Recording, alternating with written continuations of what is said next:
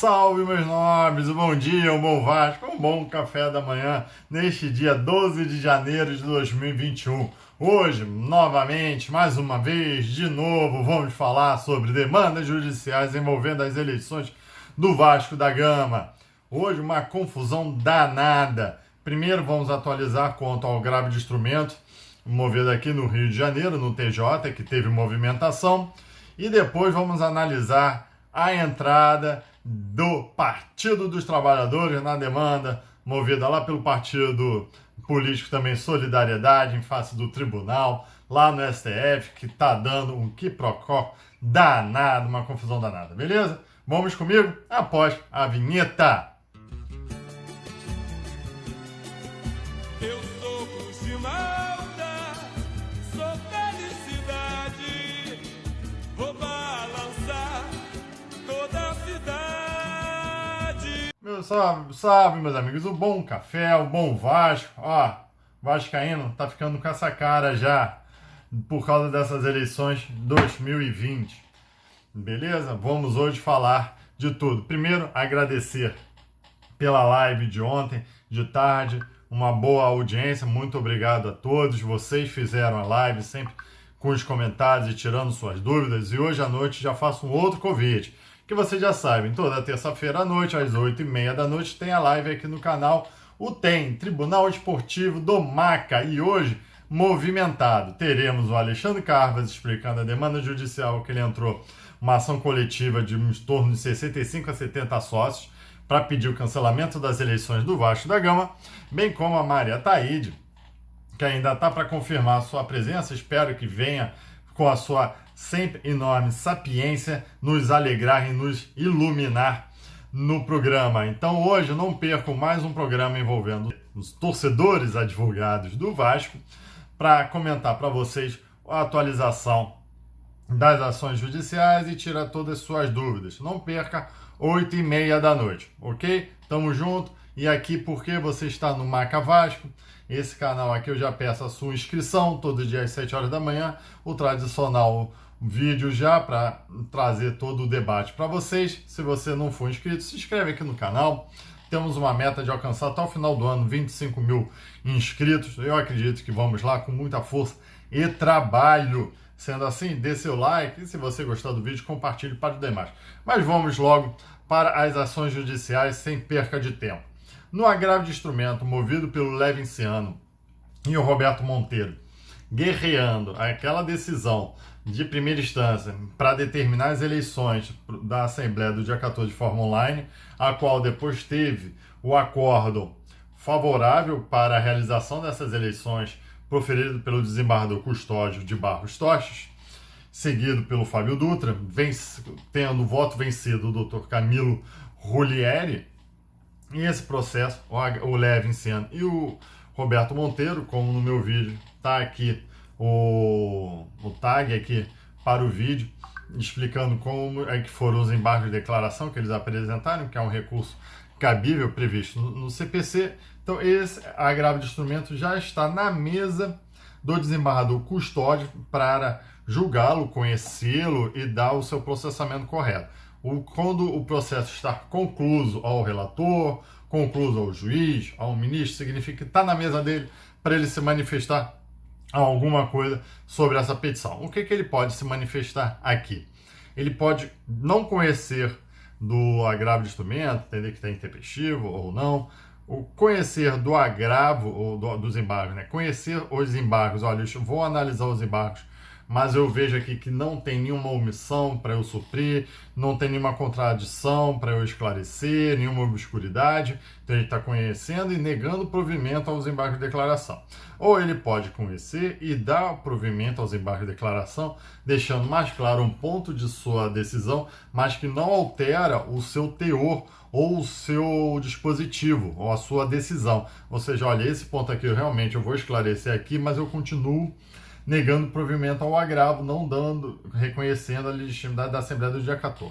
Ou ele pode simplesmente mudar tudo. Olha, tendo em vista as suas petições, eu altero aqui meu voto e dou vitória ao Levin, ao Roberto Monteiro, reconhecendo as eleições do dia 7 de novembro. Beleza? Então ele pode fazer essas três condições, tá? Esses 3 resultados, vamos aguardar. E tem um porém que eu acho muito importante, que é o desembargador Fábio Dutra. Ele apenas acompanhou o voto do desembargador Custódio. Ele não apresentou suas razões de voto. Então, se alguém tiver que alterar, talvez ele possa alterar mais ainda. Olha, reconheci os embargos de declaração, todos os pontos que você nos trouxe que não foi visto no voto vencedor, altero para acompanhar o voto do Dr. Camilo Rulieri e assim reconhecer as eleições do dia 7. Ele pode fazer isso? Eu espero que vocês estejam acompanhando o raciocínio. O desembargador Fábio Dutra, que apenas acompanhou, então ele pode mudar de lado. Porque vocês têm que entender o seguinte: temos o voto do desembargador Camilo Rulieri dando legitimidade para a Assembleia, para a votação presencial. Temos o voto do desembargador Custódio de Barros, esquecendo a votação online. E temos o acompanhamento do Fábio Dutra, que acompanha o voto do Custódio. Então, fazendo 2-1, beleza? Tá 2-1. Se esse Fábio Dutra, depois dos embargos de declaração, ir a favor do Camilo, ele alterar seu acompanhamento e a favor do Camilo Rulieri, aí já teremos 2-1 para as eleições presidenciais do dia 7, podendo ser alteradas. Entendeu? Essa é a consequência dessa conclusão, desse andamento, e obviamente hoje vamos estar acompanhando muito de perto, porque eu acredito que até o final dessa semana isso saia. E agora vamos à tão famigerada ação, a arguição de descumprimento de preceito fundamental movida pelo Partido Solidariedade em face do Tribunal de Justiça do Estado do Rio de Janeiro, movida lá no STF, Superior Tribunal Federal. Beleza?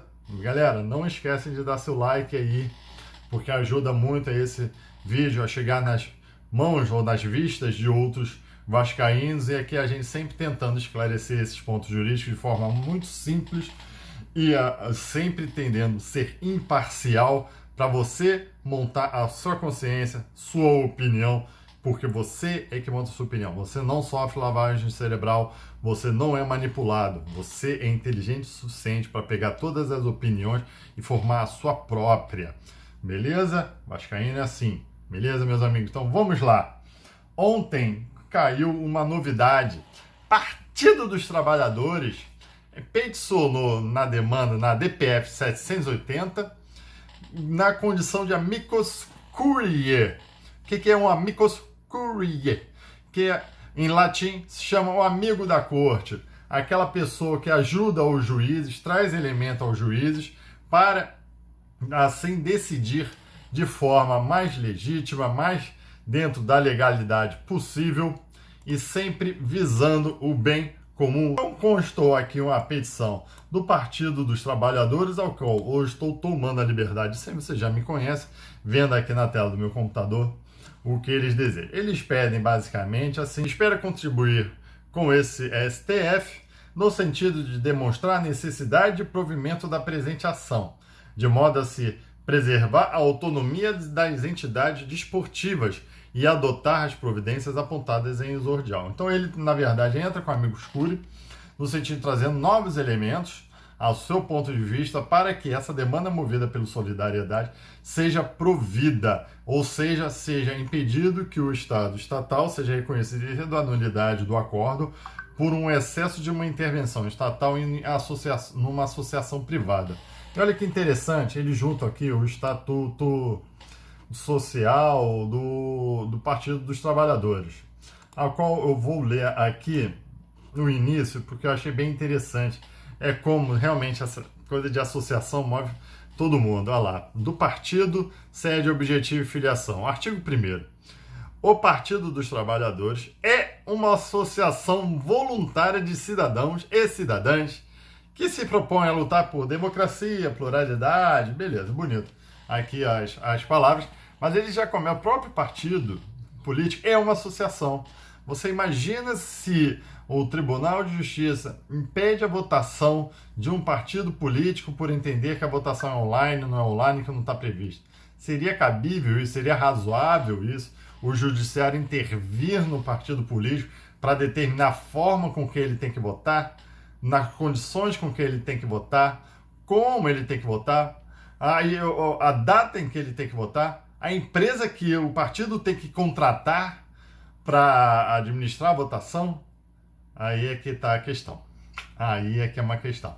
Lembrando que o Partido dos Trabalhadores é uma associação. Obviamente, a repercussão desta decisão foi muito negativa. E acredito até que em todos os lados. Quem é a favor do Jorge Salgado, óbvio que pulou, e tem muitos que provavelmente são de esquerdas que não aceitaram o PT, seu Partido dos Trabalhadores, terem peticionado contra o entendimento deles, pularam, enfim. E propriamente acho que até os apoiadores do Levinciano já estão achando muito exagerado isso tudo. Por quê? Devemos lembrar que Vadidamos, advogado do Levinciano, ele é advogado do Levinciano, ele peticiona, foi presidente da Ordem dos Advogados do Brasil no Rio de Janeiro e posteriormente ele foi deputado federal pelo PT e continua ligado a essa sigla política. Ele mesmo afirma numa reportagem do GE que não houve qualquer influência sua, mas sim um trabalho do advogado da Solidariedade que está buscando todos os outros partidos para também entrarem na ação com a Amicus Curiae, porque teoricamente é uma ação que pode afetar inclusive os partidos políticos, porque eles são uma associação livres, né? Palavra do advogado Vadidamos para o GE, o Globo Esporte. O advogado da Solidariedade está procurando outros partidos e incentivando que entrem com a Amicus Curiae. Não tem iniciativa do PT, do Levin ou minha. Todo mundo sabe que sou vascaíno e do PT. Todo mundo me ligou pedindo detalhes, mas não tenho nada a ver. Na verdade, é um debate constitucional. E não deixa de ser. Ele tem seu sentido. Aí ele continua. O entendimento do partido e o meu é o que a Lei Pelé acaba interferindo indevidamente na autonomia dos entes esportivos e a defesa da Constituição. Não se trata de tomar partido.